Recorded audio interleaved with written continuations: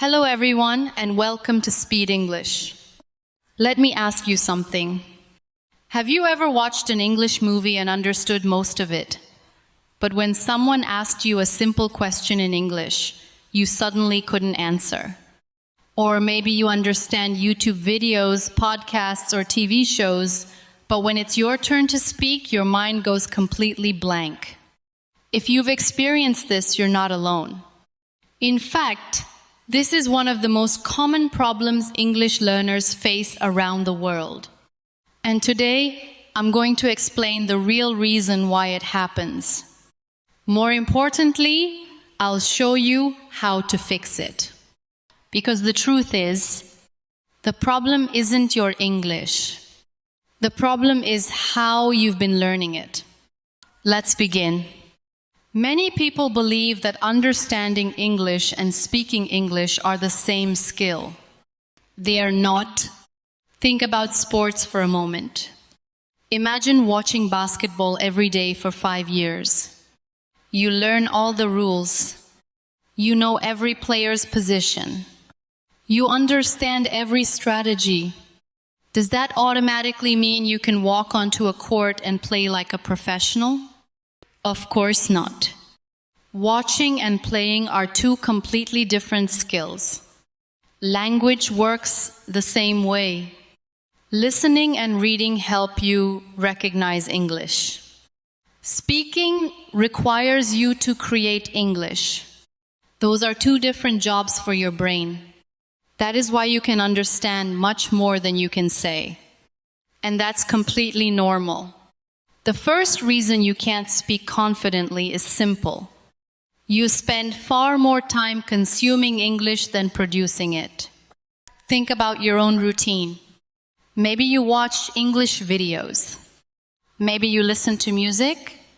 Maybe you read articles. All of those activities are excellent. But how many minutes do you actually spend speaking English every day? For many learners, the answer is less than 5 minutes. Some people don't speak at all. Imagine going to the gym. You watch exercise videos every day. You read books about fitness. You learn everything about muscles. But you never actually lift a weight. Would your body become stronger? No. Knowledge without action never creates skill. English speaking works exactly the same way. If you want to become a better speaker, you must actually speak. The second reason is even more important. You are translating. Many learners hear an English question. Then they think in their native language. Then they translate the answer into English. Then they check the grammar. Then they worry about vocabulary. Only after all of that, they finally speak. By then, the conversation has already moved on. Imagine using Google Translate inside your brain every single time someone talks to you. That's exhausting. Fluent speakers don't translate. They connect ideas directly with English. That is the habit you need to build. The third reason is perfectionism. Many learners believe they should only speak when their English is perfect. But perfect English doesn't exist. Even native speakers forget words. They make grammar mistakes. They change their sentences halfway through. They pause. They repeat themselves. Communication is naturally imperfect. The goal isn't perfect English. The goal is clear communication. Remember this. A simple sentence spoken confidently is far more powerful than a perfect sentence that never gets spoken. Another reason you struggle is because you learned English like a school subject instead of a communication tool. In school, success often means choosing the correct answer. Memorizing grammar, passing exams, but real conversations don't have multiple choice questions. Nobody gives you 30 seconds to think before answering. Real conversations are fast. They are unpredictable. That's why speaking requires practice, not just knowledge. Now let's talk about vocabulary. Many learners think they don't speak because they don't know enough words. Sometimes that's true, but often that's not the real problem. Imagine you know 3,000 English words. During a conversation, you only need a tiny percentage of them. The challenge isn't knowing words. The challenge is using the words you already know. Instead of learning 100 new words every week, spend more time using the words already inside your memory. Master simple English first. Simple English builds confidence. Confidence creates fluency. Here's another mistake many learners make. They wait until they feel ready. They tell themselves, I'll start speaking after I improve my grammar. I'll start after I learn more vocabulary. I'll start next month. But confidence doesn't come before speaking. Confidence comes because of speaking. The more conversations you have, the more comfortable your brain becomes. Waiting doesn't build confidence. Practice does. Now let me give you a simple daily plan. First, spend 10 minutes listening to easy English. Choose content you can understand without feeling stressed. Second, spend 10 minutes speaking. Talk to yourself. Describe your room. Describe your day. Talk about your plans. Don't worry if nobody is listening. Your brain is still practicing. Third, spend 5 minutes thinking only in English. Look around you. Name objects. Describe what you see. Ask yourself simple questions. What am I doing? What will I eat later? How do I feel today? Answer everything in English. This habit trains your brain to stop translating. Fourth, don't memorize isolated vocabulary. Learn complete phrases.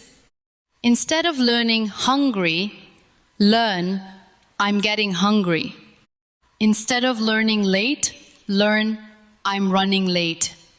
Instead of learning busy, learn I'm busy right now. Your brain remembers useful phrases much faster than random words. Another important tip is to celebrate small victories. Maybe today you spoke for 1 minute without translating. That's progress. Maybe today you understood a podcast better than last week. That's progress. Maybe today you answered an English question without freezing. That's progress too. Don't compare yourself with someone who has been learning English for 10 years. Compare yourself with who you were yesterday. Small improvements create big results over time. And remember this, fluent English speakers were not born fluent. Every person you admire once struggled with pronunciation. They forgot words. They made embarrassing mistakes. They felt nervous. The difference is that they didn't quit. They kept practicing until speaking became natural. You can do exactly the same. Your brain is already capable of learning another language. It simply needs consistent training, not perfect training. Consistent training. If you practice speaking for just a few minutes every day, you'll be surprised how much easier English feels after a few months. One day, you'll answer a question without translating. You'll finish a conversation without worrying about grammar. You'll express your ideas naturally, and you'll realize something incredible. You didn't become fluent overnight. You became fluent one small practice session at a time. So don't focus on being perfect. Focus on being consistent. Don't be afraid of mistakes. Be afraid of never trying. Every sentence you speak is another step toward fluency. Every conversation makes you stronger. Every day you practice is a day you get closer to your goal. Believe in yourself, because you already understand more English than you think. Now it's time to transform that understanding into confident speaking. Thank you so much for watching.